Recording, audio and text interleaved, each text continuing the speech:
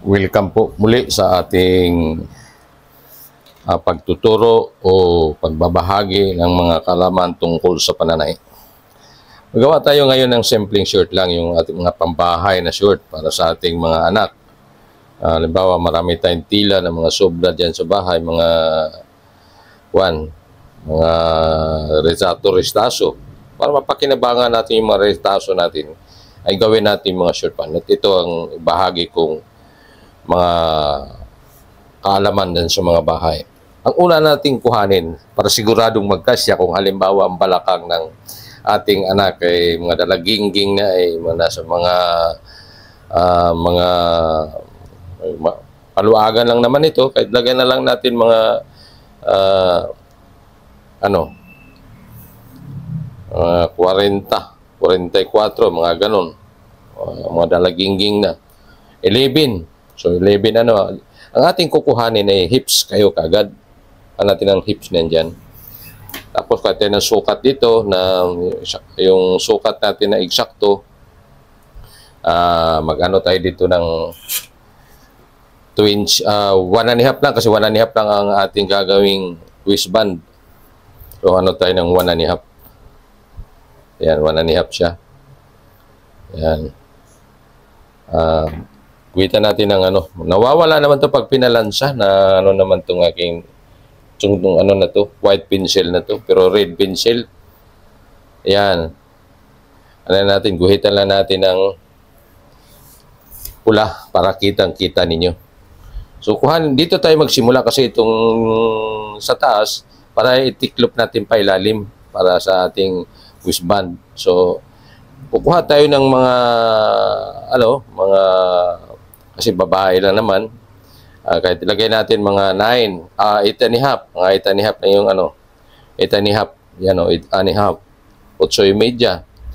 Tapos, sagad na natin yung haba dyan kasi nasa atin lang naman yun kung ilan ang haba gusto natin. Pero ito, didepende ako sa tela. Gawin ko lang 14. O, mahaba na rin yan para sa mga pambabae. Yan. 8.5. Tapos, 14. So, yan. Guhitan natin yan. Guhitan natin. O dito, guhitan din natin.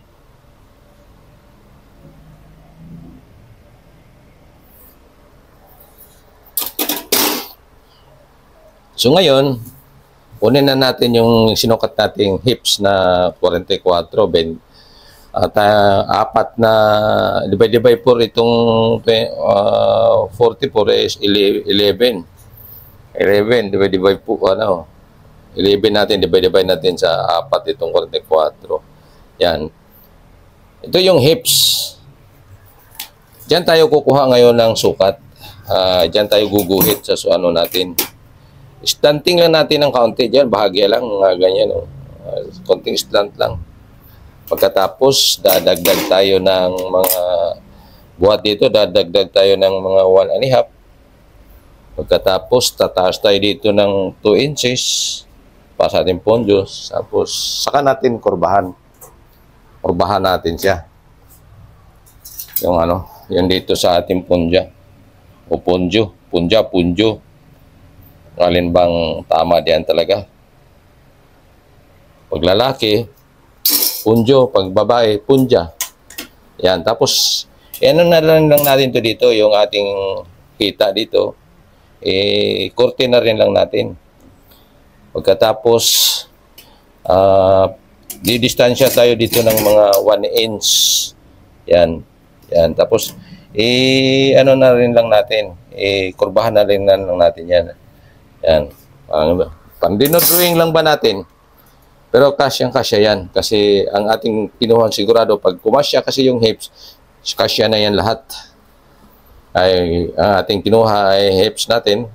Yan, 44. Sigurado yan. So, pag nagtabas tayo, anuin na lang natin.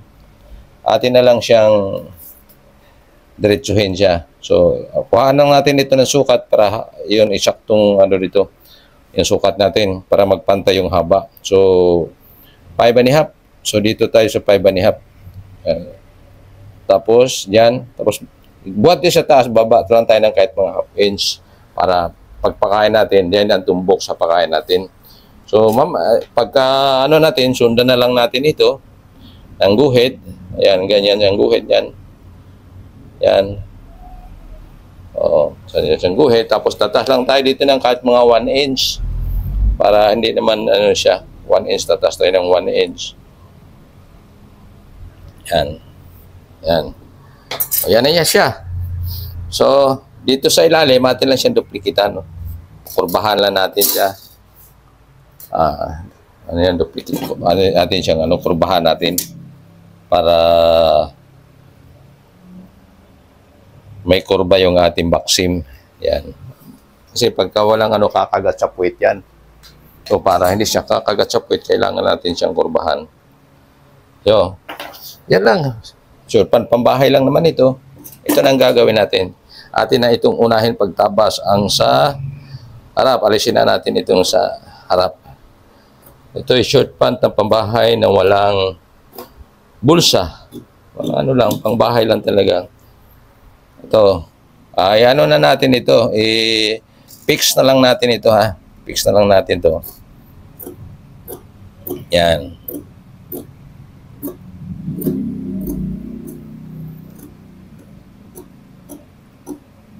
Yan.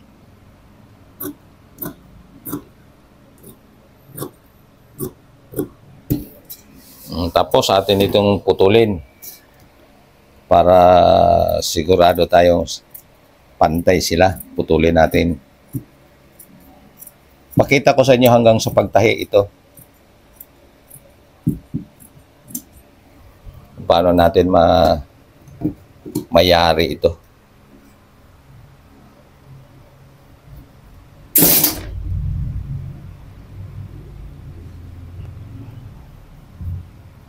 Yan. So, ayusin na natin itong kurba dito kasi nawala kasi pinutol na natin. Sapaw kasi yan eh. Yan. Dito na naman tayo sa likod. Yan. Atin na naman ditong putulin. Itong pataas ng kaunti. Importante kasi na mas mataas ang likod ng kaunti para hindi siya kakagat. Kasi usli ang puwit eh. Mag-allowance tayo ng half inch para sa ating sewing allowance. Yan.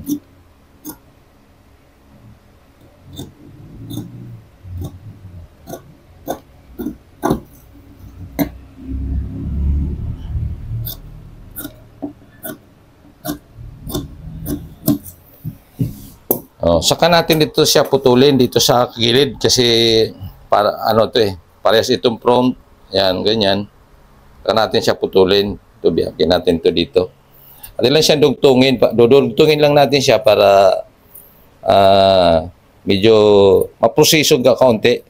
Kasi pag di natin dinugtong yan, diniretso lang natin, medyo walang prosesong gaano. So ito.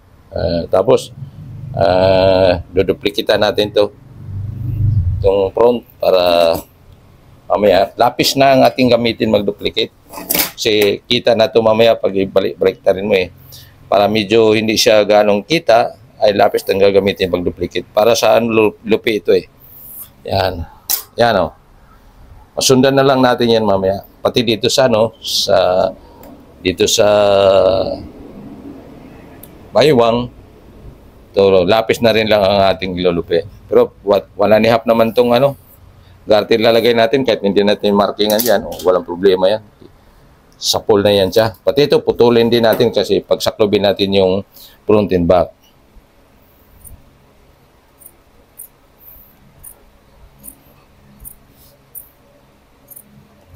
Sa tabas kasi mga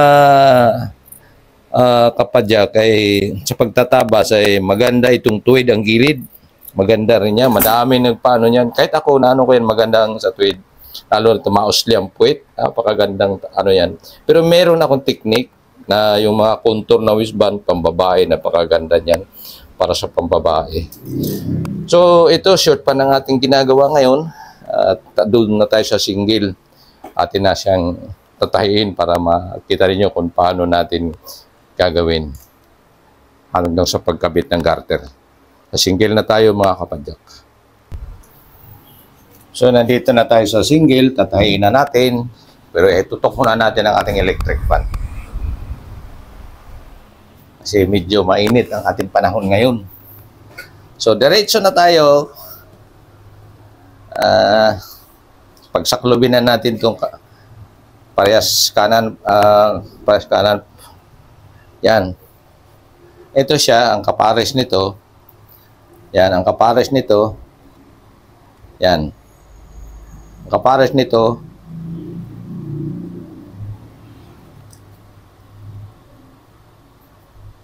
Yan, kasi ito. Yan. Yan sila magkapares. Tapos ito din sila magkapares. Yan. Ibabaw sa ibabaw. O, tayo na natin. Allowance tayo ng 1/2 inch. Lagyan natin ng magnet guide para sigurado tayo na permanente yung lapad.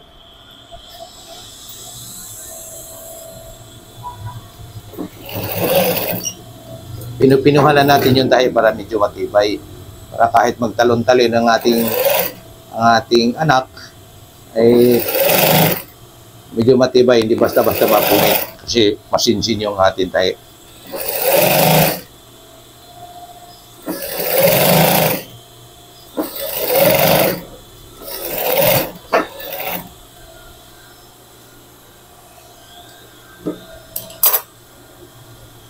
Yan. Ito na naman sa isa. Dire-diretso lang.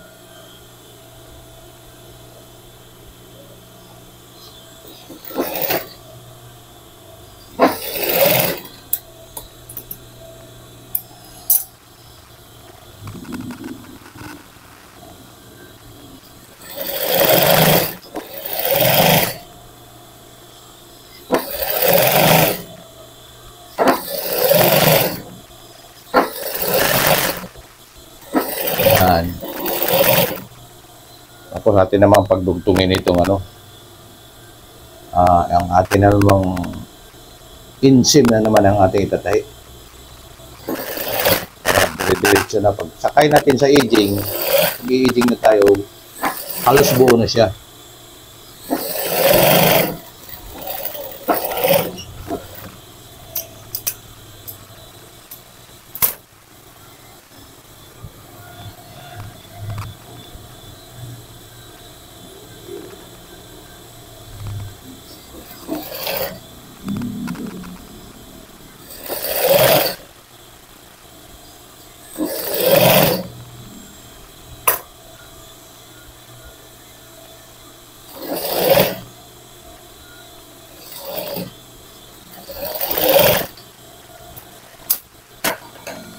Yan. Okay, aging na natin. Pagkatapos natin ma-aging, balik na naman tayo sa single. Aging ko muna at hindi mo. Tapos na natin ma-aging, atin na siyang pagsaklubin. Buuhin na natin. Itong isa, babalik rin natin ito. Kasi yan ang susuot natin itong isa. Itong isusuot, ito ang ating babalik rin. Yan. Ganyan. Yan. Baliktarin natin ganon magtahi para hindi mabaliktad. Hindi siya magkasalungat. So, baliktad yung isa, nakaganyan, yung isa naman, yan ganyan, normal lang yan siya. So, ganyan natin, saklob natin sa ilalim.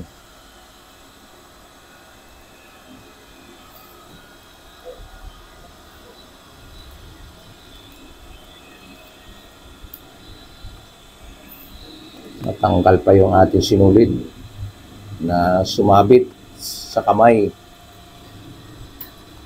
Ayan.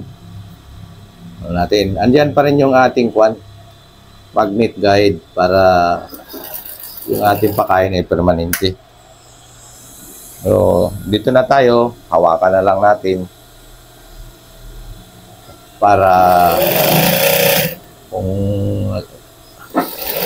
mabilis ang trabaho, dire-diretso siya.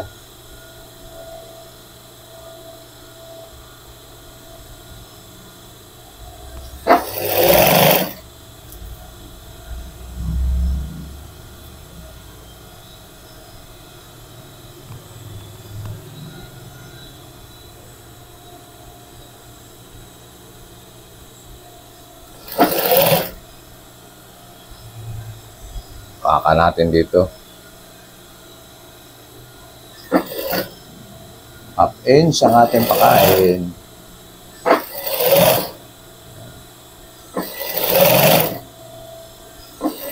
Bagal talaga ako magtrabaho. Wala na. Pass out na kumbaga. Mahina nang gumalaw. Yan. Aging na natin muli.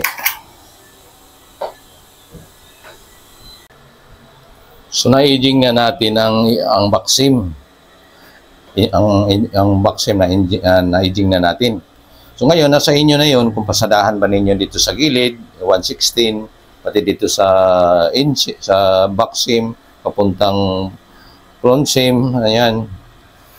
Nasa inyo na yon kung inyo itong papasadahan para mas lalong matibay. Tapos yung ating laylayan, atin na ring tawag nito, inaging, para gusto ko kasi malapad ang lupi kasi babae ang susuot. So ngayon, ang ating pagkuha ng garter na naman, ito tayo siya, ito, highlight din ito, pinaka-highlight ito sa ating gagawin, yung magano ng garter, pagkuha ng pagsukat ng garter, kung paano lagyan ng garter, gaano kaluang ang garter, ilalagay.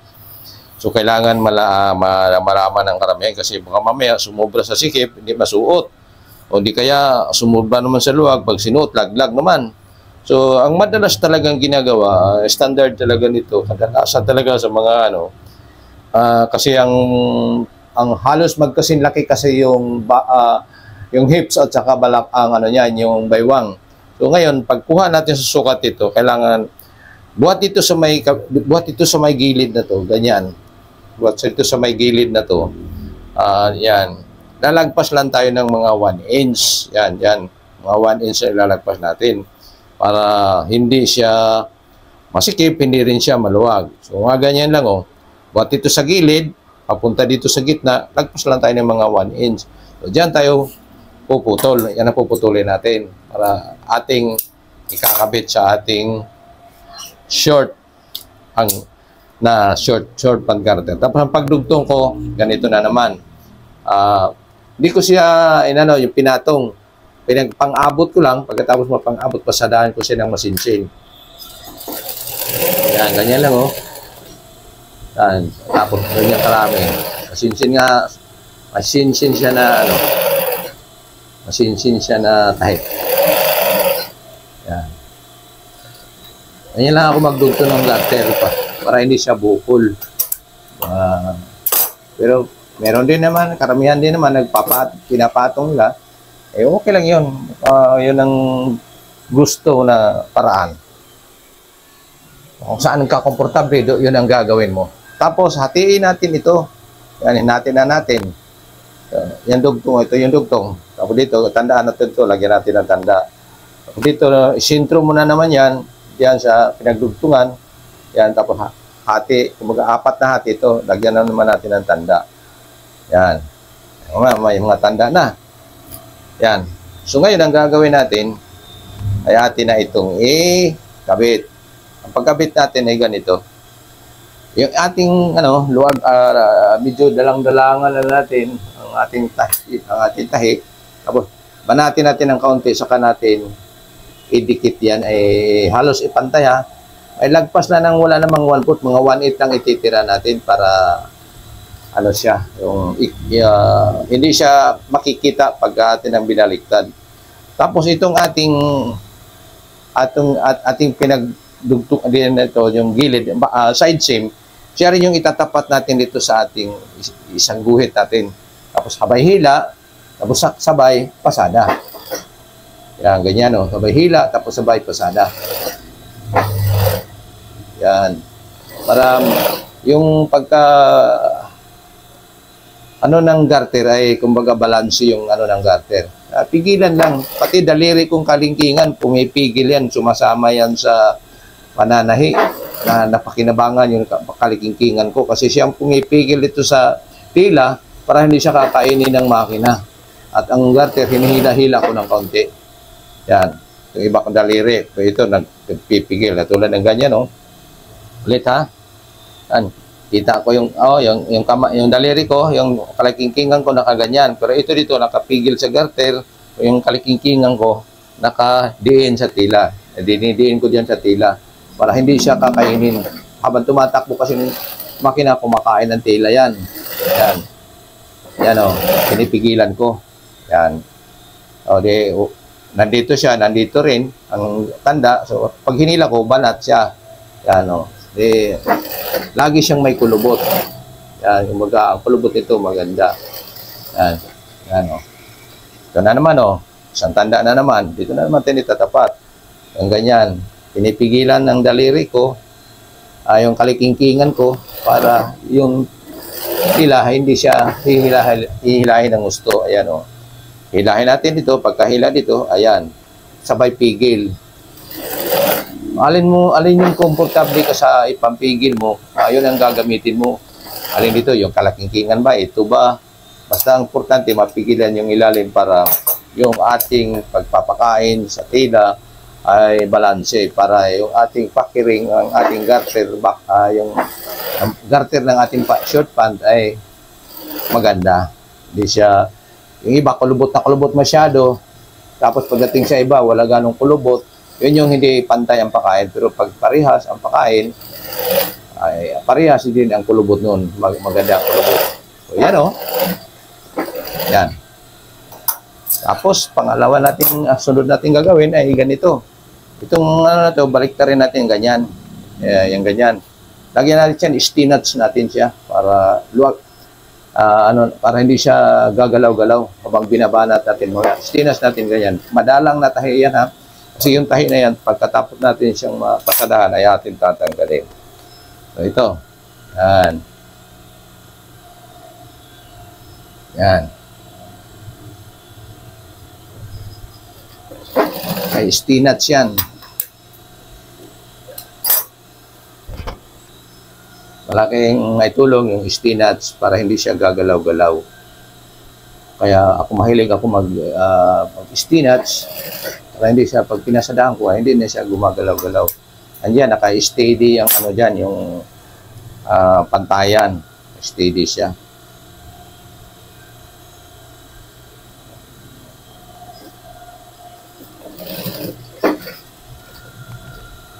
Yan. Sana yung back, doon ako sa back, una magpapasada kung nasaan yung back. Yung back, yun yung mahaba eh. Yan. Tapos, mga ano lang, wag na, yung ating pata, ipantay lang natin dito sa gilid din ng yung ating tila. Papantay lang para pag banat natin mamaya, naka-align siya. Para yung ating garter ay nasa full siya pag tinamaan ng gusto. O gano'n, no? Hihilahin natin pababa. Tapos, ito, at ang ating mga daliri talaga kailangan mapakinabangan yan. Ganyan, sa akin, nakatulak yan, no? Yan. Nakatulak yan. Yan. Yan. Yan. Tapos, itong aking siko, ito din yung hinihila pababa para yung tila na babanat. Mga teknik ko lang yan. Ibahagi ko sa mga mag-aaral manahi para meron na silang kaalaman patungkol sa mga teknik kung paano hindi mahirapan mag-ano ng garter. Kasi pag hilahin mo lang ng paganyan yan, baka magkulubot-kulubot lang yan, hindi papantay, hindi nababanat pababa at hindi busog. Hindi busog ang ating pagkabit ng garter. Ito busog na busog ang garter nito pag ganito. Kasi nabanat siya sa pababa. Yan o. Yan. Yan o. Lagi kong hinihila pababa yan. Tapos pinipigilan ko ng aking siko.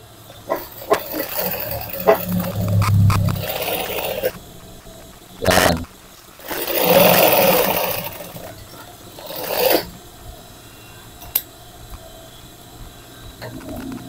Tapos, pasalahan natin uli sa taas. Ito to. Gawin natin 3 pasada itong garter natin. Para medyo maganda, pino. Yan.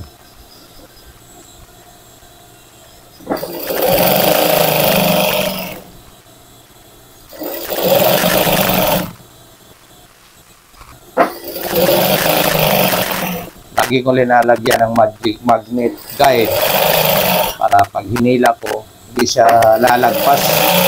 May hangganan siya. Sumimplang man tayo ng kaunti paloob, kaunti lang.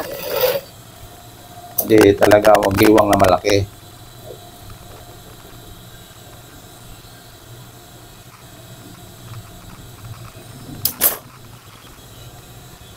Lasa.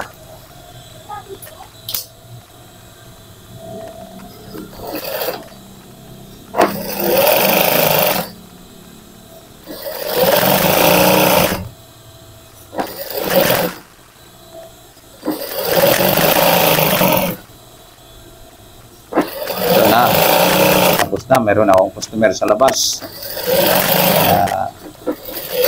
Hinto muna tayo.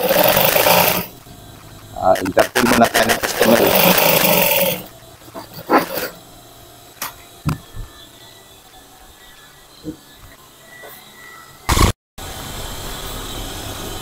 Ayan, umalis mo na ang customer. Siguro may importanteng lakad. Nagmamadali. So, natapos na tayo sa ano. At ito na.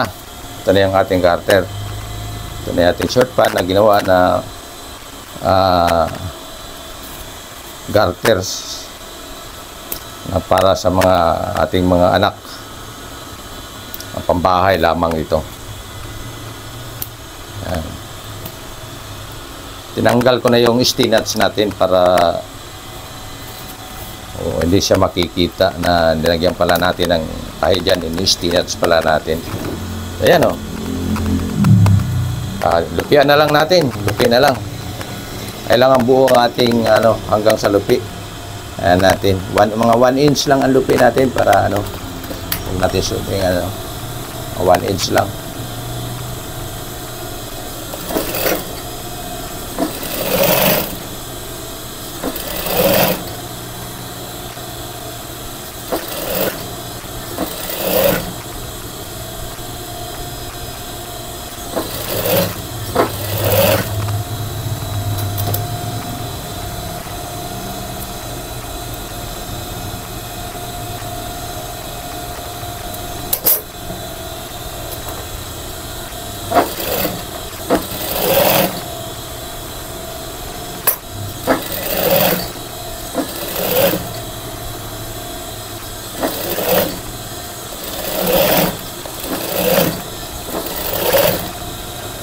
Ayan. Ito na lang.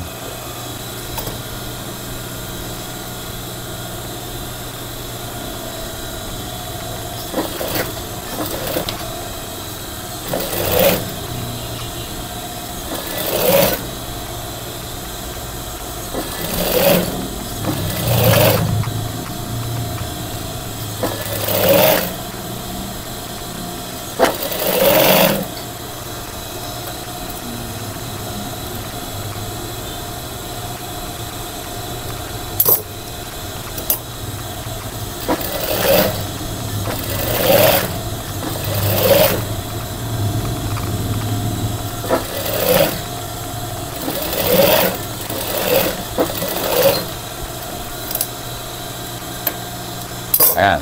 Tapos na. Buo na ang ating short pan na pangbahay. Ayan. Ito yung ayan o. Kailangan kasi laging mas mahaba ang back kaysa front. Ayan. Ayan siya. Kaya yung tabas natin mas mahaba ang sa likod. Ayan. Tapos na. At nawa may natutunan kayo sa aking pagbabahagi. Ito ay para sa mga baguhan lang talaga na mga mananahi o nag-aaral manahi para matututo. Ayan, ito na. Kung meron kayong mga sinasabi ko, mga retasong tela na pwede ninyong gawing short. Yan, ito na yung resulta natin. Nasa inyo na rin yun kung lalagyan ninyo ng bulsa dito. Meron din ako mga pagtuturo patungkol sa paglalagay ng mga bulsa. Panurin nyo lang ang aking mga videos para doon matagpuan ninyo kung paano tayo maglalagay ng mga bulsa, mga zipper, lahat itinuturo ko. So, para sa inyo lahat ng mga sumusubaybay sa aking channel, paki-share, subscribe, like, comments, para updated kayo parati sa aking mga pagtuturo. At sa inyong lahat ng mga nanonood ay maraming salamat sa inyong lahat.